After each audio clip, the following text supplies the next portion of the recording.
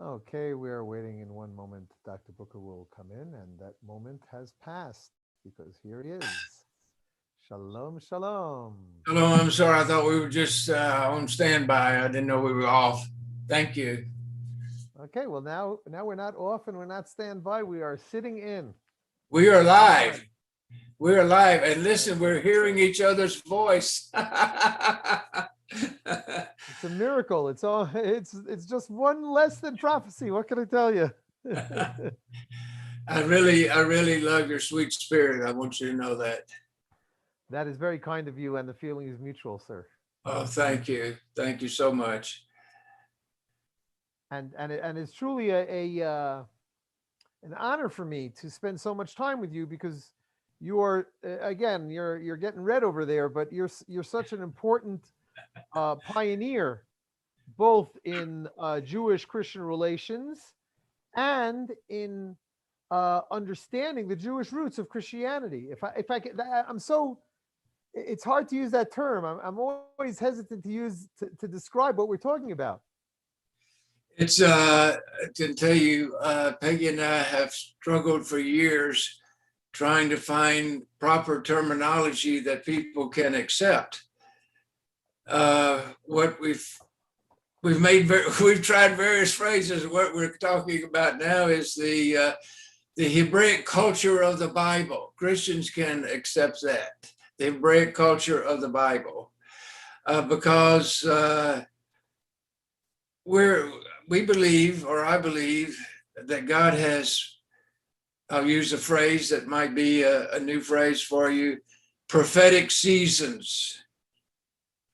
Prophetic seasons. Of course, they're all based on the feast, but along the way, God moves people from Passover to Shavuot to Sukkot along the way in their life, personally, as well as the national celebrations of those festivals, And the universal. universal. And so it's my observations of God and the Bible and the world, the world of the spiritual world of God Uh-huh. on the earth, that there are certain periods of time when he's had enough of us and he's going to move us forward whether we're knowing it or not. And so God reaches down from heaven using human terms and stirs the pot, you might say.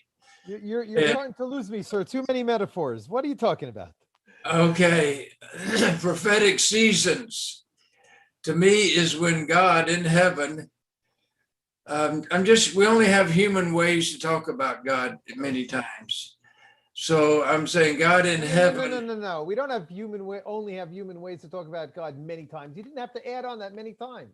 That's true. Never have That's true. human ways. That's true. So anyway, God declares the end from the beginning. His counsel shall stand and none shall stay his hand. You know that scripture very well.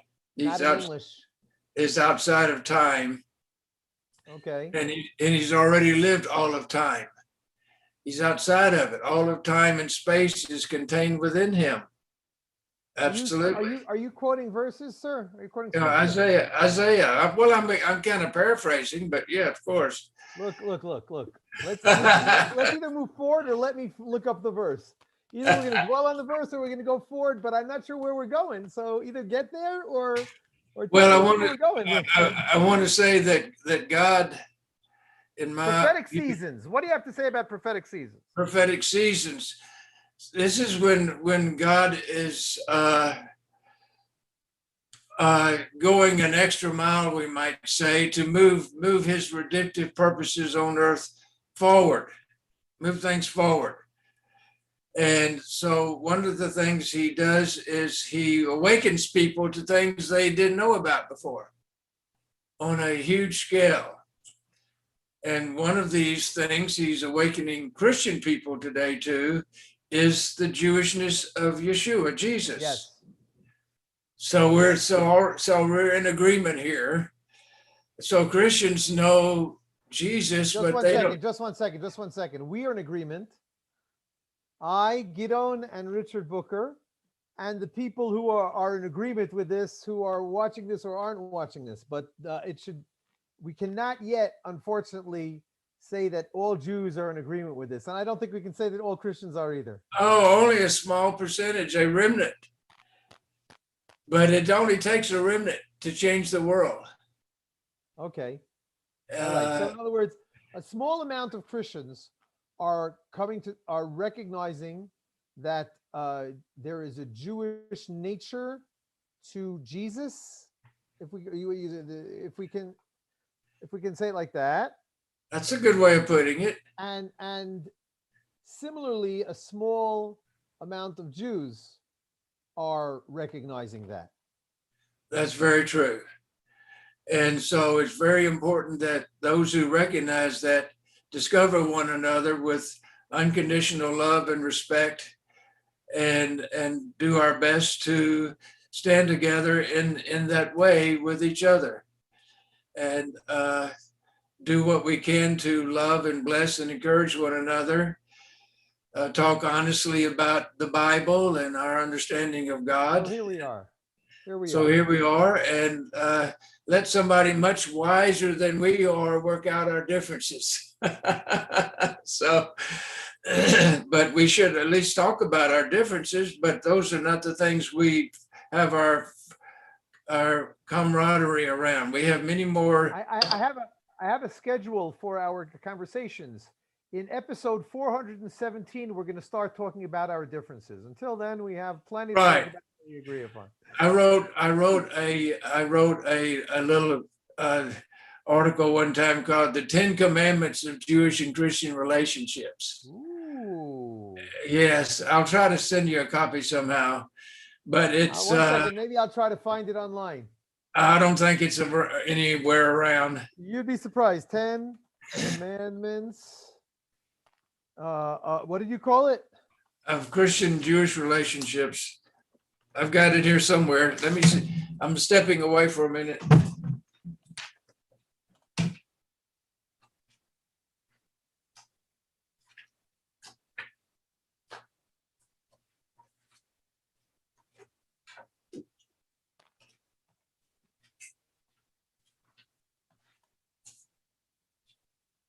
Well, it's a pack of 50.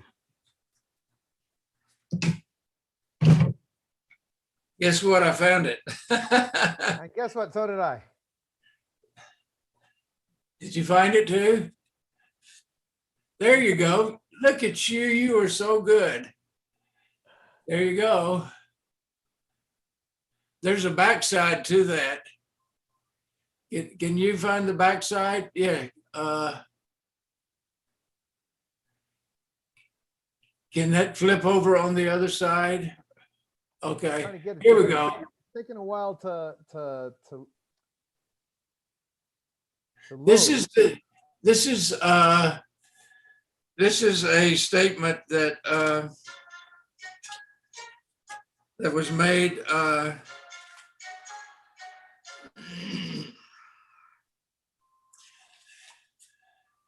Tell me, which side should I start on? It's hard to tell. Let's start on this side. Start on that. Let's just start right there. Before I start, if I'm going to start working on a oh my gosh, if I'm going to start working on a text, I'm expecting to finish reading the text. Is that what you have in mind now, to read through this entire text?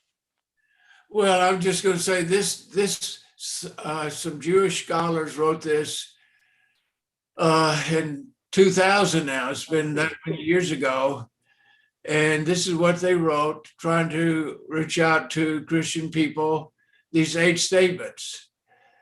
And based on their 8 statements, I wrote my 10 Commandments, which is on the back side. So this is the 8 statements of the Orthodox rabbis. Did I hear that? Christians. I'm not sure they were. It was written by a group of Jewish scholars. Okay. Jewish scholars, right. September 10th. I will just happen to say that they wrote this on my birthday. Let's say it's a birthday gift. Okay, it's a birthday gift. So they wrote these 8 statements. And these are probably your 10 commandments. These are the ones I wrote this as a response to their 8 statements. Okay, so, I can see it like this. Yeah, that looks pretty nice. The Jews are God's chosen people. So actually what they are the 10 points of agreement, I'm guessing. That's I would say that's right. Absolutely. Yes. So we could spend for a long time just talking about these 10 points of agreement. But these are things that some Christians do not feel uncomfortable with, and maybe some Jews do also. The remnant would be happy to read these things. I'll tell you what. I'm going to read these, and I'm going to say I think that all Orthodox Jews can agree with this. And I'm going to say I don't know that all Christians can agree with it. I have a feeling that there are most Christians don't agree with any of these. I would say that most Christians are just ill-informed. Exactly. I'm not judging them. I'm just saying the facts.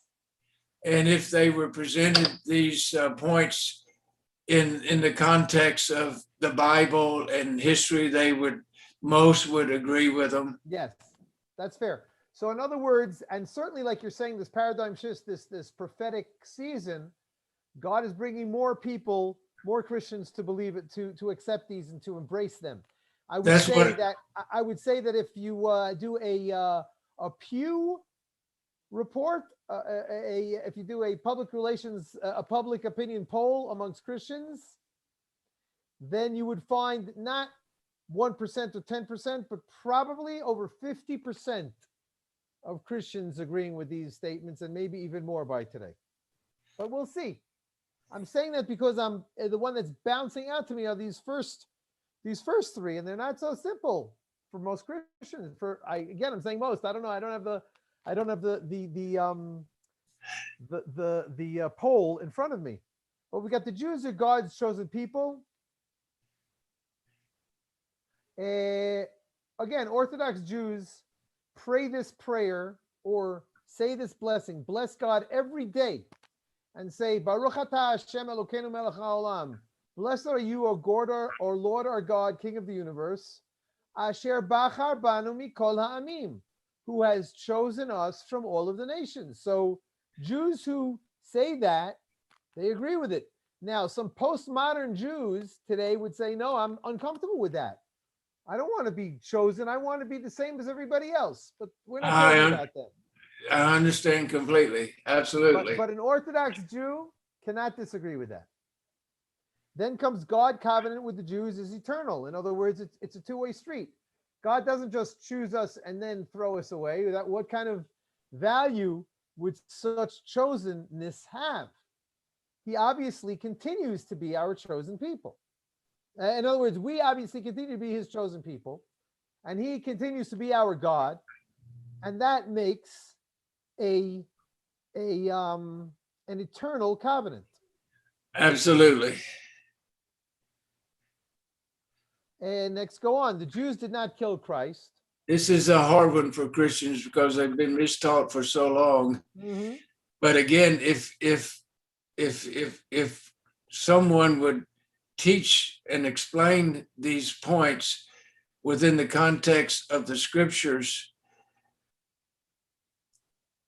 most Christians, once they see it, they would understand and agree with it. They're just mistaught. Let's not go into it just now. Maybe we'll spend 8 half-hour episodes on each one of these. The church has not replaced the Jews in God's redemptive purposes. Oh my. Replacement theology, big X. A big X.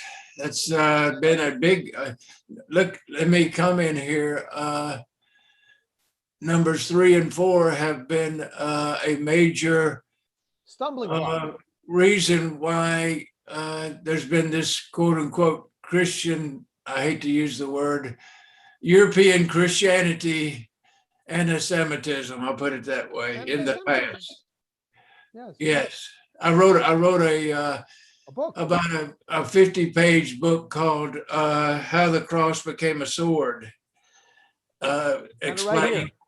explaining all of this. And it's actually it's been translated into different languages, but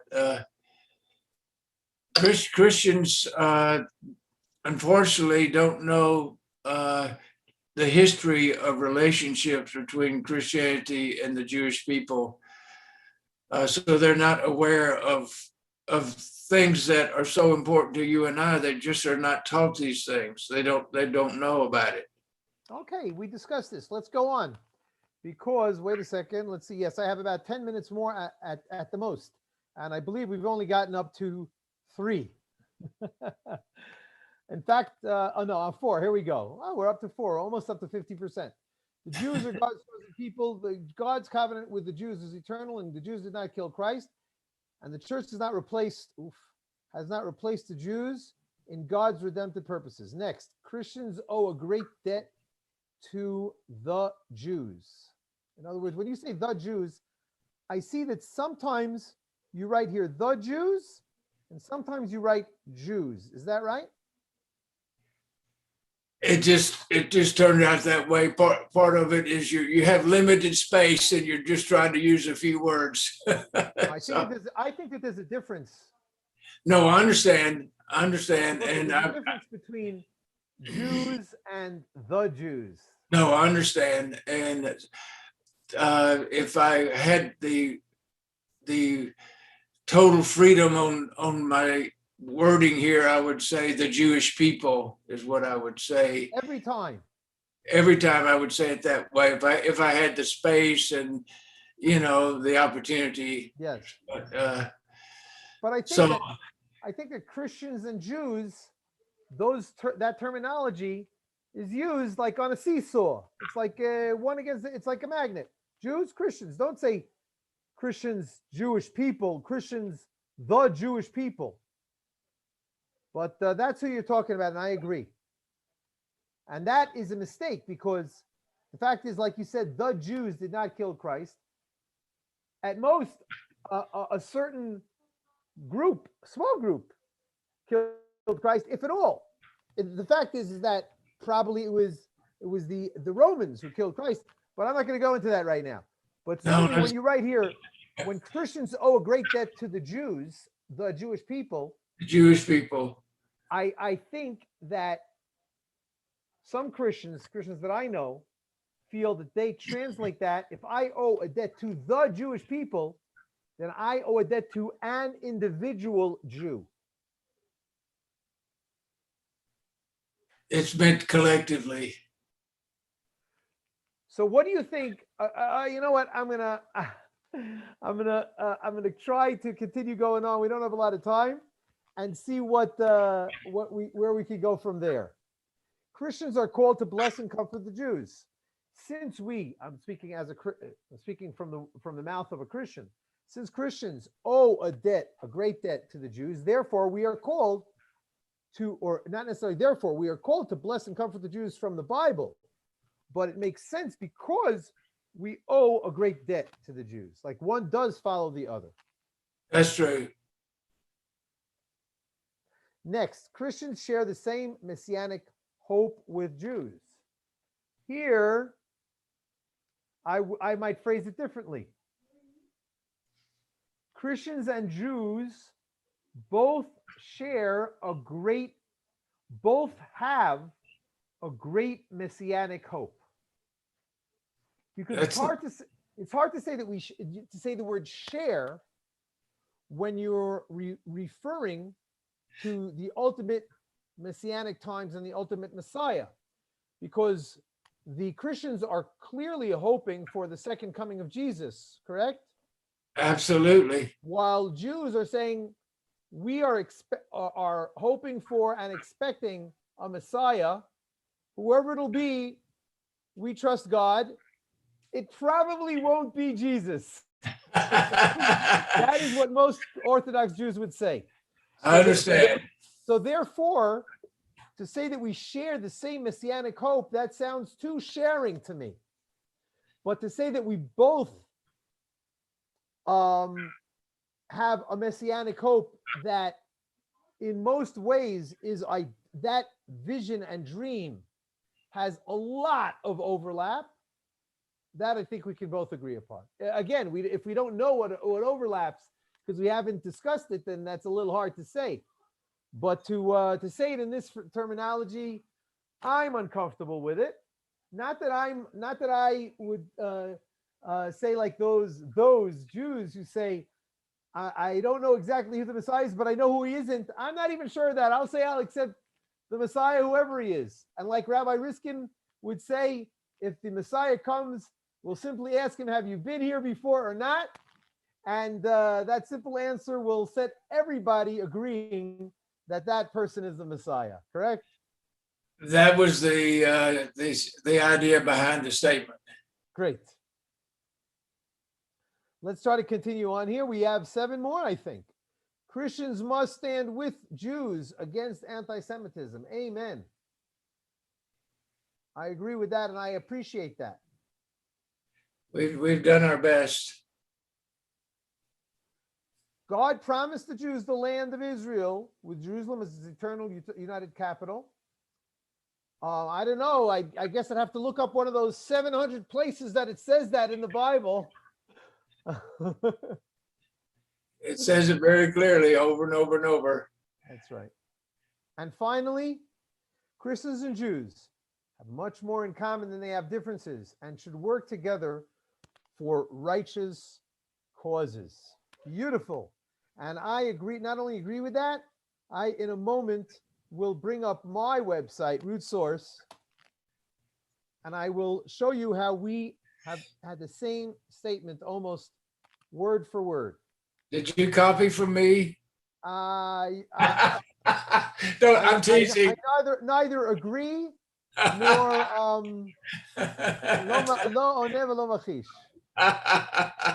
I'm teasing you.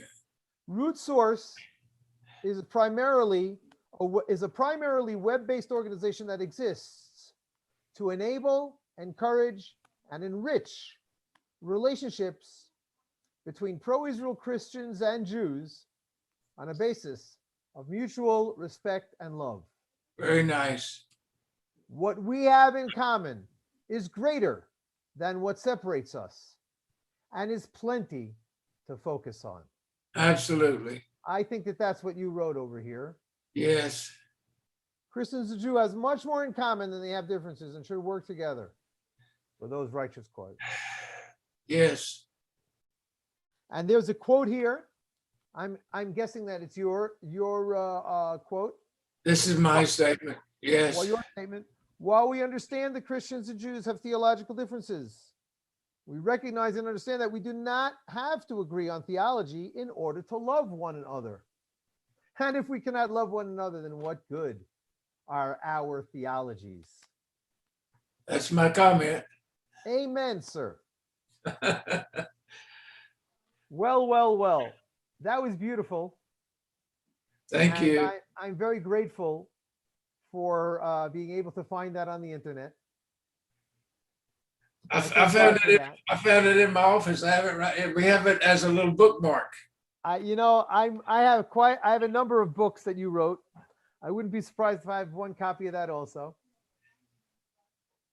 I'm not sure. Give me a second here to see how I'm doing time wise. What do you say? I'm gonna have to go and make some phone calls. You do that. So we've managed to record 2 messages today, two things, and I'm looking forward to having more and more of these with you, sir. Looking forward to seeing you next week. You're a blessing, and I hope that we can meet in person one day. Well, you live in Texas, don't you? Texas. From one Lone Star state to the other. That's right. And I hope to take the Lone Star airline to the Lone Star state and spend one of my visits down there somewhere near Houston, between Houston and Dallas. Right. We're east of the Rockies. Shalom to you, sir. Bye-bye. Thank you.